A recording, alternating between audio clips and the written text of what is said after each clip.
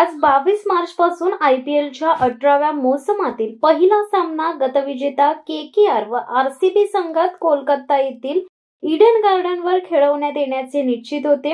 मात्र या आरंभीच्या सामन्यावर पावसाचे दाट सावट आहे, त्यामुळे क्रिकेट रसिकांचा भ्रमनिरास होऊ शकतो। एक्युवेदरच्या अहवालानुसार शनिवारी सकाळी पावसाची 90% शक्यता आहे, तर संध्याकाळी आर्द्रता 77% असेल आणि वारे यांनी 22 किलोमीटर वेगाने वाहतील। त्यामुळे पाऊस पडला तर हा सामना नक्कीच रद्द होण्याची दाट शक्यता संभवते।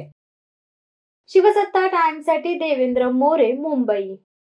दे धडक बेधडक वृत्त देणाऱ्या आपल्या शिवसत्ता टाइम्स न्यूज चॅनलला लाल बटन दाबून सबस्क्राईब करा आणि बेल आयकॉनला क्लिक करायला विसरू नका।